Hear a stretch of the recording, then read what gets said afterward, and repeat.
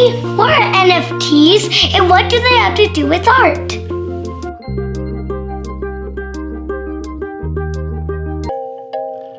The world is abuzz with the rise of cryptocurrencies. We've seen the tweets by high-profile people like Elon Musk and the crazy ups and downs in market trading.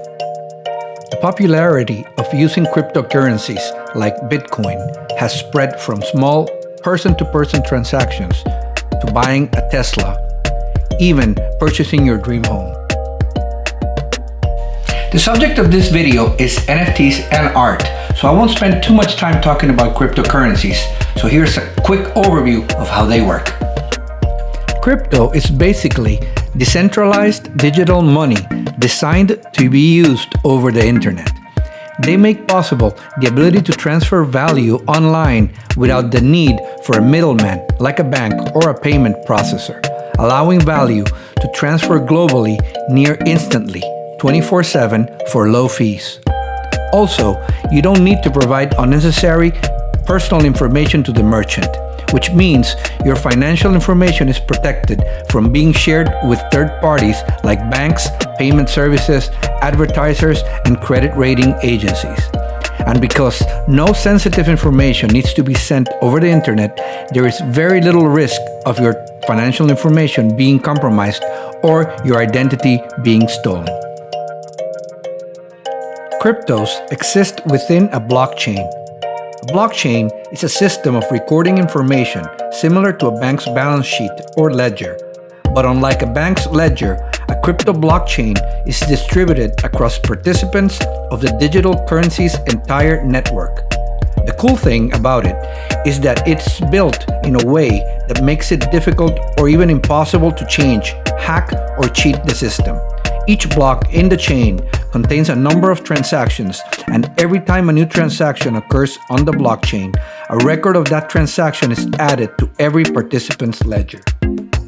But Daddy, what about the NFTs and art? Hold on, Maya, we're getting there.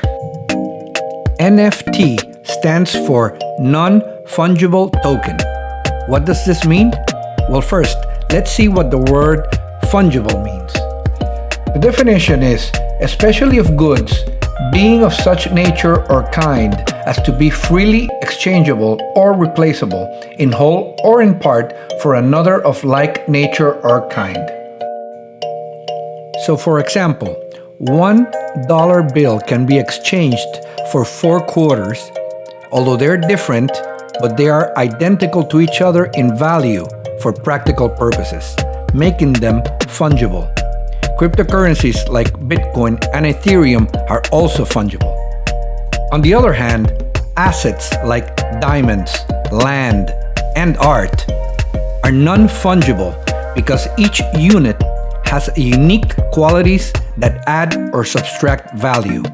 This makes NFTs a form of a crypto asset. When a person creates an NFT, a process better known as minting, token generates a specific code on a blockchain network, like Ethereum or Bitcoin, that includes a unique ID for the digital asset, a digital certificate of authenticity, and additional fields for ownership details.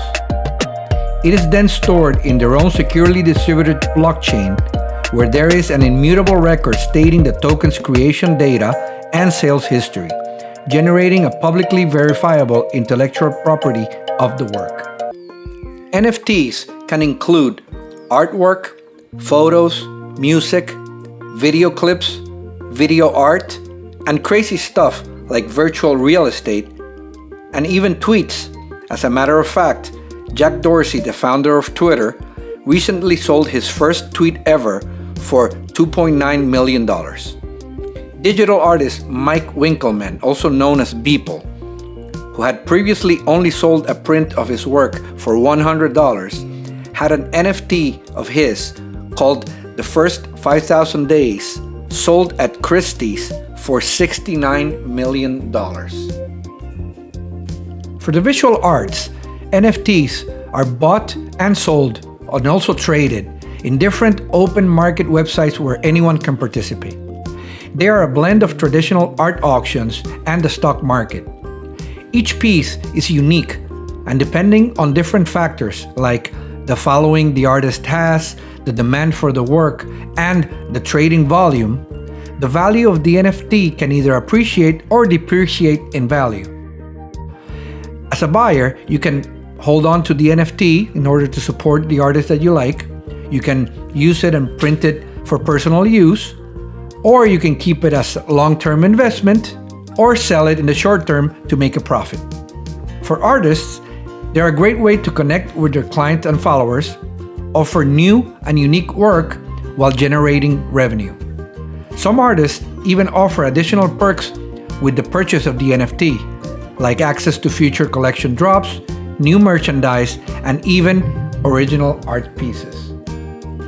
There are several places where you can go and buy NFTs. The most popular are OpenSea, Axie Infinity, Larva Labs, and even the NBA Shot Marketplace, where people buy, sell, and trade NBA player digital cards.